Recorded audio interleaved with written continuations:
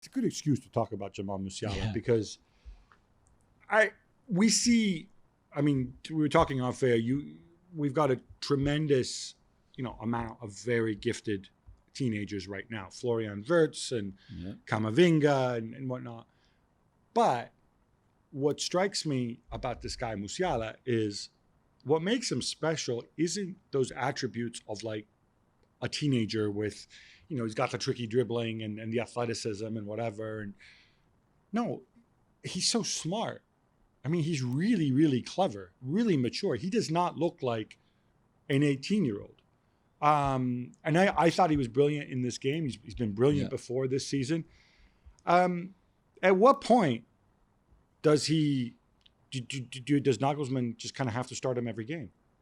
I think we're at that point now. I think it's going to be very difficult to keep Musiala out. Now, of course, we're in a period where Bayern have games every 3 or 4 days. So there is the chance to rotate, and there is a reason to maybe give a young player a breather from time to time. But I think on form, and Gab, you've spoken there about who he is as a player and, with the ball, without the ball, the things that he does. I mean, these are not qualities that you associate with an 18-year-old who's hardly played Bundesliga football.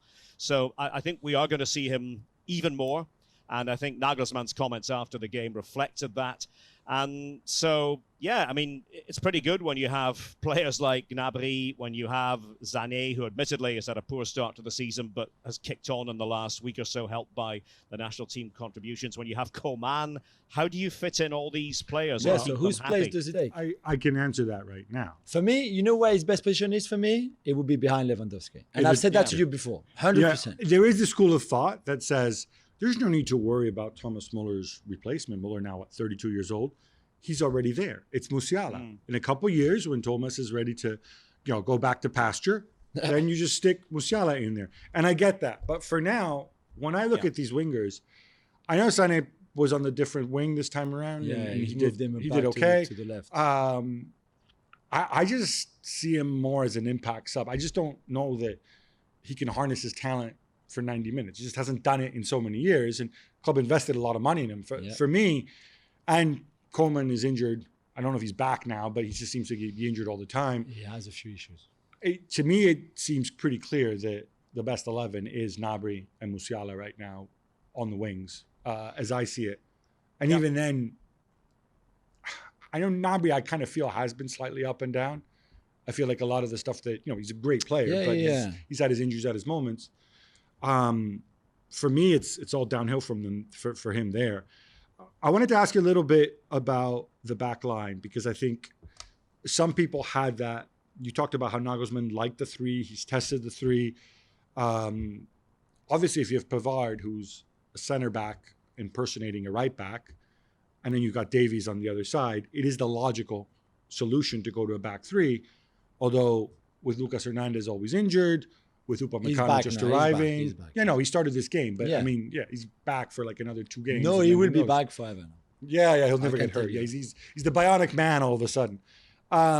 With Upamecano and Sule, perhaps on paper, not the ideal partnership. I'm wondering, how do you see that playing out? Will we see more of Stanisic at right back, maybe?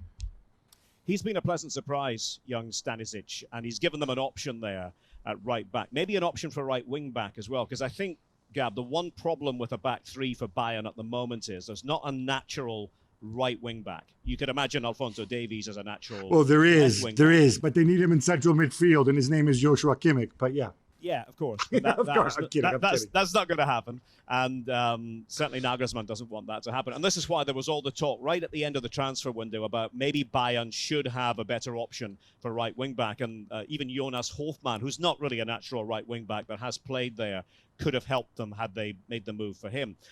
So that's going to be, I think, something to watch as we go forward. I think the back three could work in terms of the personnel. Pavard, of course, was out for the early part of the campaign, so that really hampered the progress with regard to finding solutions. Upamecano trying to settle in.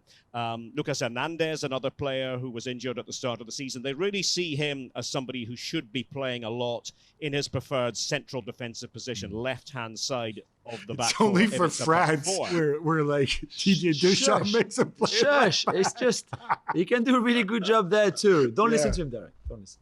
Yeah. No, I mean, I feel a bit sorry for Hernandez because he hasn't played as often as he should have. But actually, Bayern have done very well when he's been in the lineup these last couple of years, especially last season. So I think we'll see a lot more of him this term. But I think with the back three, that is the issue. And I'm sure Nagelsmann feels that way too. But if Stanisic can be the one to emerge, maybe he can become the right wing back. Zabitzer at a pinch could probably play there too. I mean, he's played just about everywhere else, but it's not ideal. So I think that is why it's still a bit of a construction zone in terms of the defensive situation. And it might take a few weeks for us to know exactly where Nagelsmann is going to head in that regard. The good thing about the back three is that then that would enable you to play both Müller and Musiala behind Lewandowski. And that would be cool. That would be cool. That would be cool, but then there's no Gnabry, no Zane, no Coleman, so why are you paying all these wingers for? You've got your wing backs that can play high on the pitch. Davies, right, but then and whoever on the right. I've got all these resources tied up in wingers, why don't play? I like that. I like this idea. Thanks so much for watching ESPN on YouTube. And for more sports highlights and analysis, be sure to download the ESPN app. And for premium content and live streaming, subscribe to ESPN Plus.